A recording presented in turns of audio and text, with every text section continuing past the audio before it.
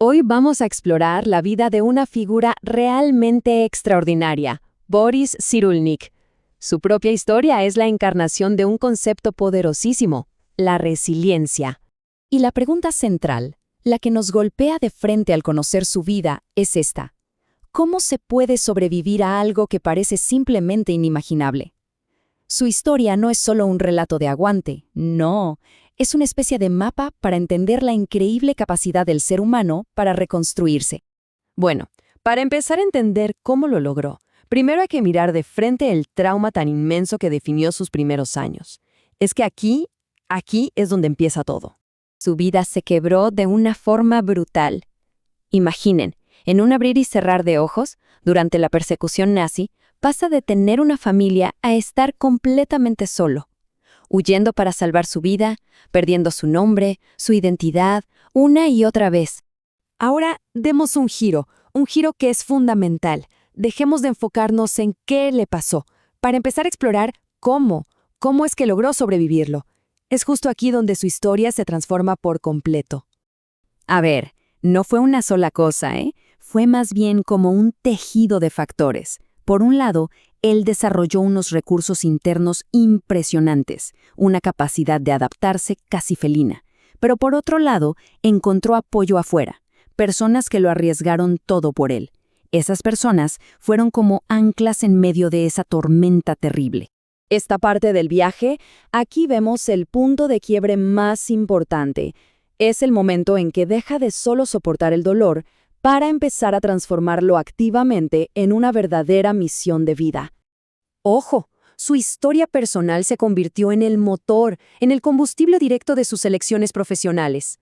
No le dio la espalda a su pasado, más bien corrió hacia él, pero armado con la ciencia, decidido a desentrañar los misterios del trauma y la sanación, para todos.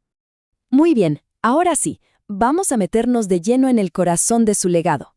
Porque todo el trabajo de Cyrulnik le dio al mundo una comprensión mucho más profunda de un concepto que él mismo es, la resiliencia.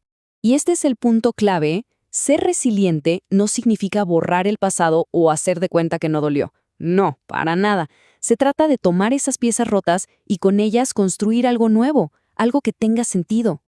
Esta tabla es súper clara y nos ayuda a desmontar muchas ideas equivocadas. Ser resiliente no es un acto de fuerza sobrehumana en solitario, es un proceso, uno que necesita conexión con otros para poder forjar una identidad nueva, una identidad que, claro, reconoce la herida, pero que no se deja definir por ella. Cyrulnik nos dice que la resiliencia se construye sobre unos pilares esenciales. El apoyo emocional, que nos da la seguridad de un vínculo, un lugar seguro. La cultura, que nos ofrece historias, arte, un marco para entender el sufrimiento. El lenguaje, que es la herramienta para ponerle nombre al caos, para poder hablar del horror y así empezar a organizarlo. Y finalmente, encontrarle un sentido a todo. Eso es lo que transforma el dolor en un motor que nos impulsa.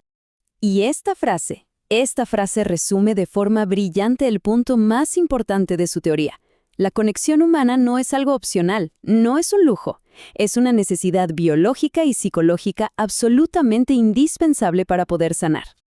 Ahora sí, pasemos a la parte final para ver cómo todo esto se une y culmina en el poderoso legado de su trabajo y, por supuesto, de su propia vida. Al final, su historia demuestra una elección consciente, la elección de entender en lugar de odiar, de conectar en lugar de aislarse, de darle al dolor un propósito completamente nuevo. Él no fue un receptor pasivo de su destino, sino el arquitecto activo de su propio renacimiento. Y esto nos deja con una pregunta final, una pregunta muy poderosa, que conecta su increíble historia con el potencial que existe en toda experiencia humana. La vida de Cyrulnik nos enseña que, incluso desde las cenizas más oscuras, siempre es posible encontrar la manera de volver a florecer.